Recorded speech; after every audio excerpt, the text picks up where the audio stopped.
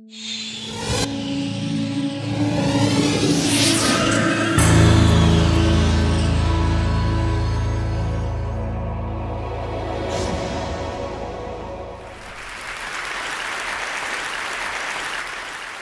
grew up interacting with the physical objects around us, and there are enormous number of them that we every day use. Unlike our most computing devices, these objects are much more fun to use with.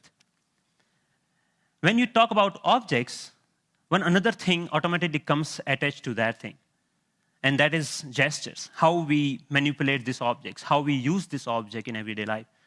We use gestures not only to interact with these objects, but we also use to interact with each other. Like gesture of namaste, maybe to respect someone, or maybe in India, I don't need to teach a kid that this means 4 run in cricket. It comes as a part of our everyday learning.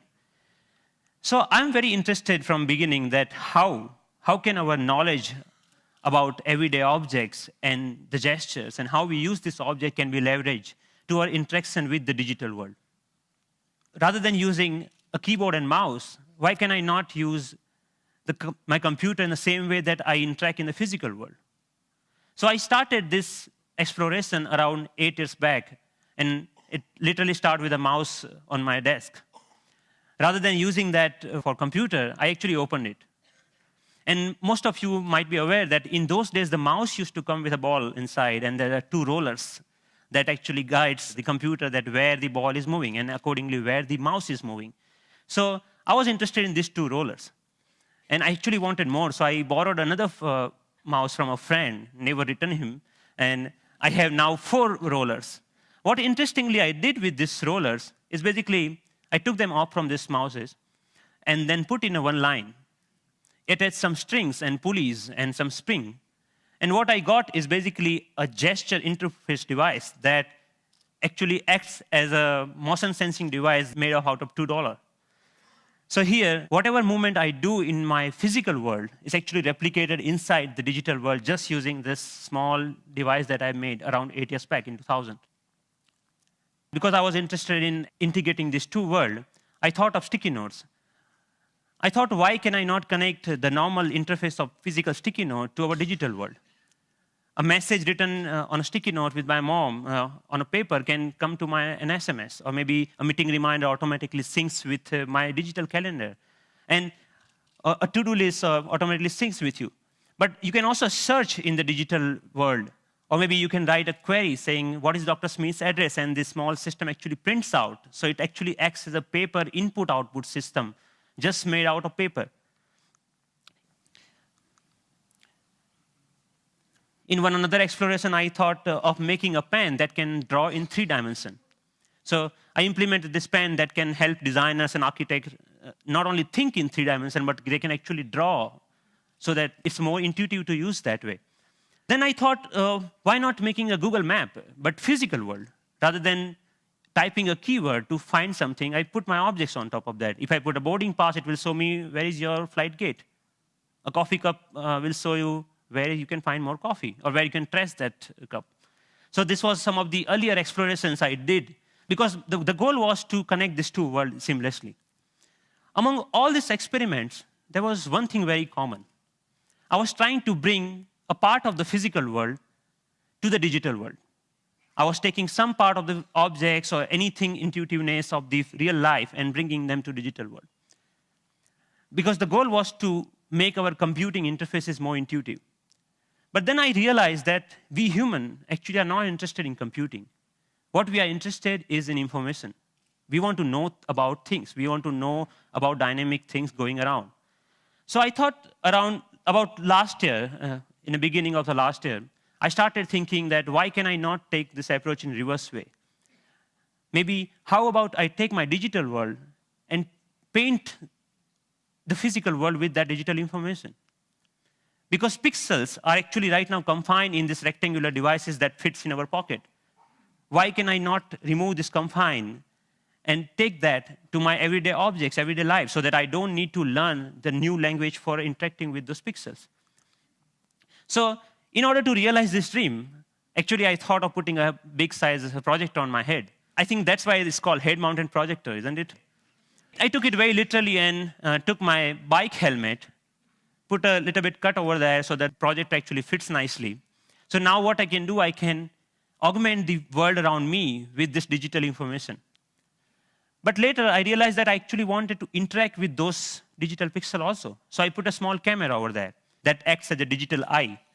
Later, we moved to a much better or consumer-oriented pendant version of that many of you are now knowing as Sixth Sense device.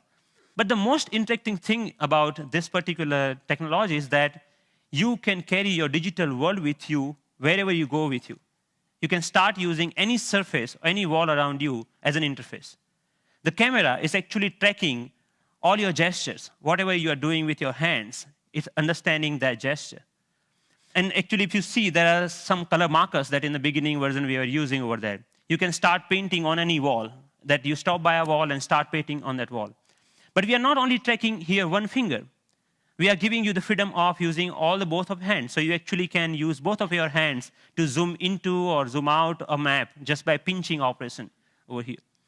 The camera is actually doing getting all the images, it's doing the age recognition and also the color recognitions, and so many small algorithms are going inside. So technically it's a little bit so complex, but it gives you an output which is more intuitive to use in some sense. But I'm more excited that you can actually take it outside. Rather than getting your camera out of your pocket, you can just do the gesture of taking a photo, and it takes photo for you. Right? Thank you. And later, I can find a wall, anywhere a wall, and start browsing these photos. Or maybe, OK, I want to modify this photo a little bit and send it as an email to a friend.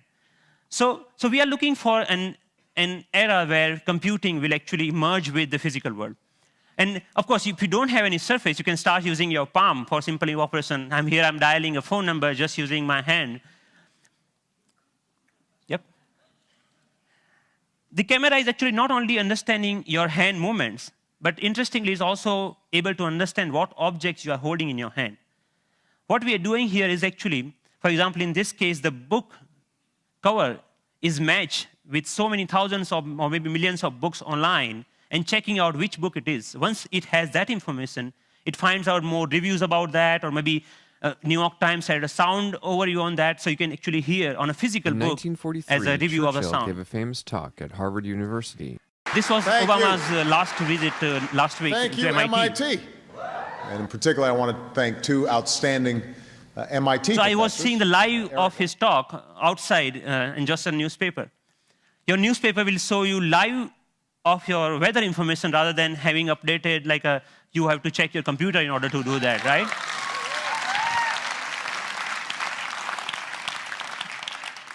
When I'm going back, I can just use my boarding pass and to check, oh, my flight has been how much delayed. Because at that particular time, I'm not feeling of opening my iPhone and checking out a particular icon. And I think this technology will not only change the way, yes, it will change the way we interact with people also, not only the physical world. The fun part is I'm going to Boston Metro and playing Pong game inside the train on the ground, right? And I think the imagination is the only limit of what you can think of when this kind of technology merging with the real life.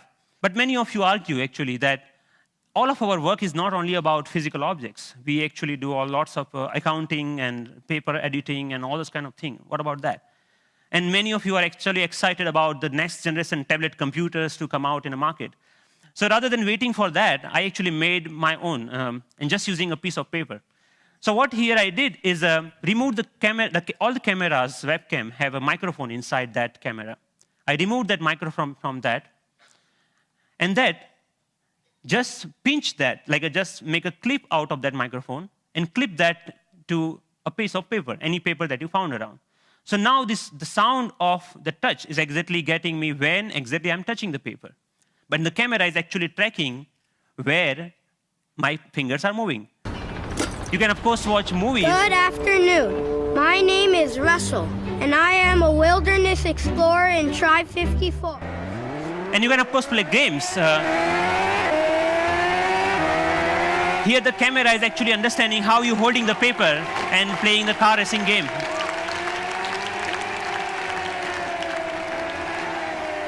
Many of you already must have thought, okay, you can browse. Yeah, of course you can browse to any website. So you can do all sort of computing on a piece of paper wherever you need it. So, but more interestingly, I'm interested that how we can take that in a more dynamic way. When I come back to my desk, I can just pinch that information back to my desktop so that I can use my full-size computer. And why only computers? We can just play with papers. Like paper world is interesting to play with. So here I'm taking a part of a document and putting over here the second part of from second place, and I'm actually modifying the information that I have over there. Yeah, and then I'm saying, okay, this looks nice. Let me print it out, that thing. So I have a now printout of that thing, and now, so the workflow is more intuitive the way that we used to do before, maybe 20 years back, rather than now switching between these two worlds.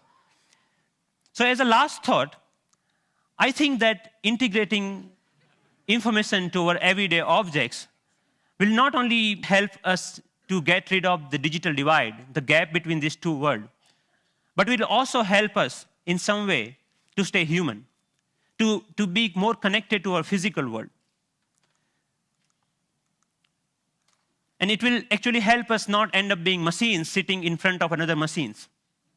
So that's all. Thank you.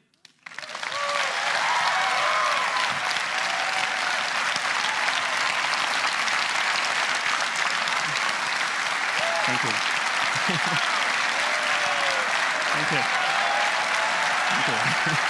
Thank you. Thank you. So Pranav, first of all, I mean, you're a genius. This is incredible. Really. Thanks a lot. What are you doing with this? Is there a company being planned, or is this research forever, or what? So there are lots of companies, actually sponsored companies of Media Lab, interested in taking this ahead in a one or the way. The companies like mobile phone operators want to take this in a different way than the NGOs in India are thinking that why can we only have sixth sense? We should have a fifth sense for missing sense people who cannot speak. Maybe this technology can be used for them to speak out in a different way, but maybe speaker system. I mean, what are your own plans? Are you staying at MIT, or are you going to do something with this? I'm trying to make this more available to people so that anyone can develop their own sixth sense device, because the hardware is actually not that hard to manufacture or something, hard to make your own. And I will provide all the open source software for them, maybe starting next month. So that open source? Wow. Yes. Wow.